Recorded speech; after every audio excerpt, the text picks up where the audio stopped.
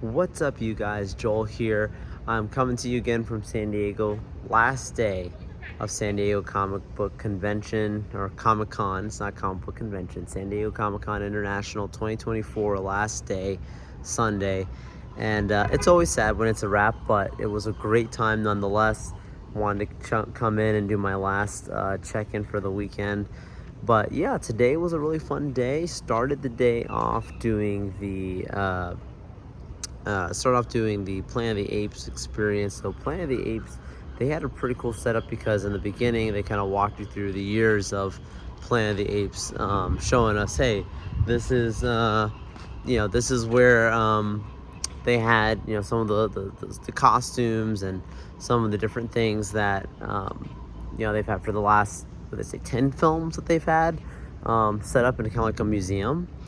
And then from there, you then ended up having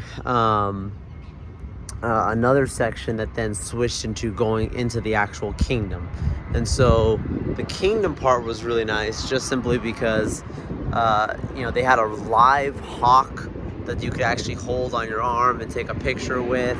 Gosh, it's getting loud because there's some airplanes. I'm near the airport. Then they also had like an experience where you could learn to walk like an ape.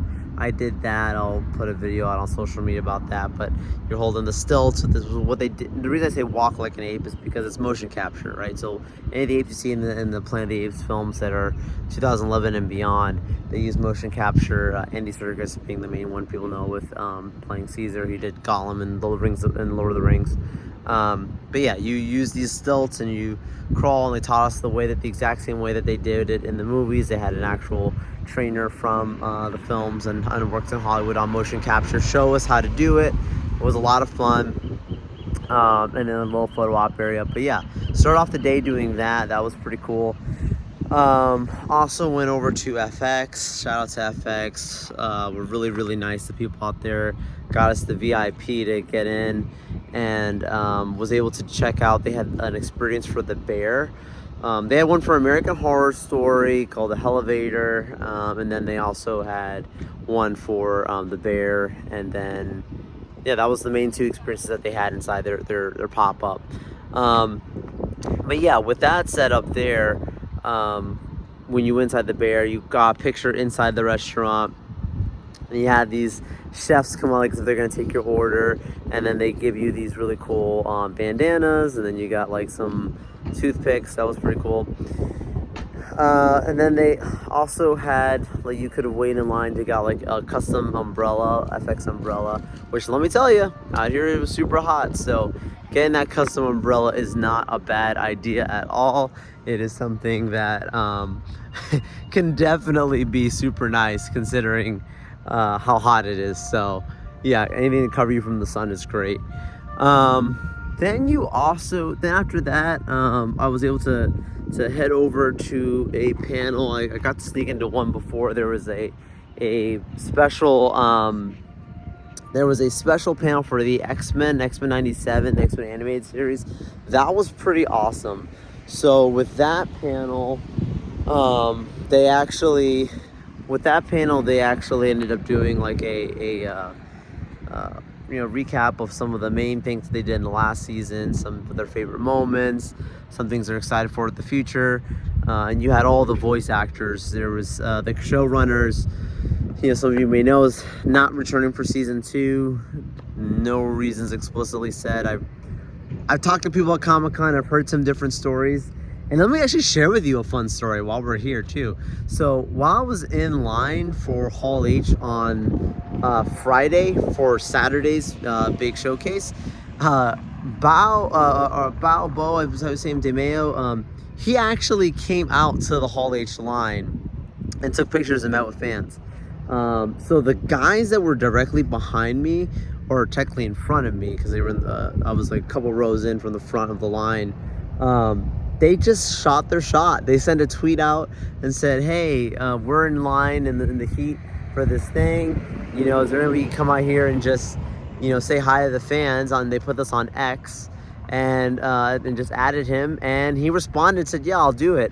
And so he just came out to the fans casually and just started taking pictures, talking with people. Did he say the reasons of what's going on? No, at least not to me, but I talked to some people around the area and they were saying that allegedly he's a little, there's some other rumors of things that was a little bit, you know, challenging around the production of it, but I don't know. That's hearsay. I'm not gonna say that's a fact about him. I don't know that, and it doesn't matter anyways. None of that matters. What matters is that X197 was a great production at the end of the day, and hopefully everybody involved, you know, has a good future going forward. And obviously we want the show to do well and everything from there. But yeah, from that, let's jump back into what was going on today, Sunday. So the X197 panel, and then after that, there was the Art of Composition panel, which had some of the composers from Arcane.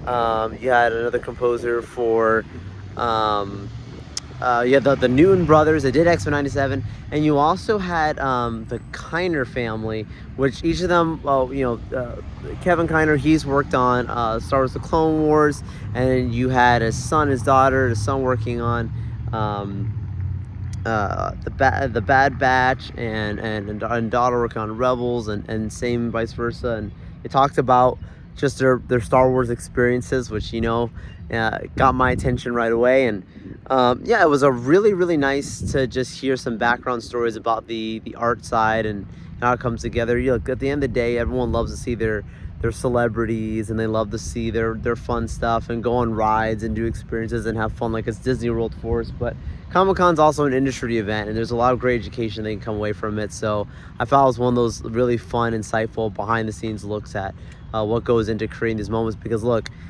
there's some really awesome moments in film and television you may have watched, and when you really think about it, imagine any of those scenes without the music behind them. Some of them, those scenes would not hit as heavy if it wasn't for the amazing composition behind it. Like, you take the Avengers Endgame scene with the portals opening up, and if you don't have that Avengers score, you know, when and have that trumpet playing when T'Challa walks through the portals, and the music pick up, how profound is that scene? It's still special, still great to have them return, but it's even more emotional, even more special when you get this great music behind it. That's just my adding in my 2 cents on it. So yeah, that was a really fun panel. Spent the rest of the time afterwards on the show floor, and got some last minute fun pictures and stuff. But yeah, that's it. It's a wrap. We're out. Convention's closed, and now we won't be back till 2025. Interesting thing, San Diego has on contract through 2025 that they have a contract for Comic-Con to be here. Does not guarantee that it will be here in 26 or 27 from what I understand. It's been in the news even as I've been here quite a bit. There's some big stories around changes and making things more affordable, and some other things going on. Look, let's face it, they can't fit a lot of people here. It's an extremely limited event. I talked about it on Wednesday with my video with you know, when I did my interview with Courtney Gantz at the Comic-Con Museum, which is still gonna go up on the channel, guys. Apologies, been very busy, have limited resources here, internet's been tough. There's a whole slew of things that's been going on that's been holding back posting. Even so much so that, you know, yesterday, if you notice, when the Marvel panel went out, it's like I went dark on social media. It's not intentional. Literally, the moment Marvel stuff started happening, like, the internet just started going horrible because everyone and their cousin was tweeting, Snapchatting, Instagramming, TikToking, everything that they saw in there, and it was tough. And by the time you get back to the hotel after being out for multiple hours, it was not easy to do, but it's okay. I'm not complaining. It's Comic-Con. I'm a happy man. This is great. But yeah, so that's just a little bit of recap of today, end of the convention. I'll talk in more, do like a full convention recap video, but I just figured it'd be a great time to just go ahead and just jump in and do this quick video and talking about what happened today. And there's more to talk about. There's more stuff to post. Look out, stay following us at No Load Time. Lots of really cool stuff that I look forward to talking about and showing you guys. So just make sure you're following, and I'll see you guys on the next video. Bye-bye.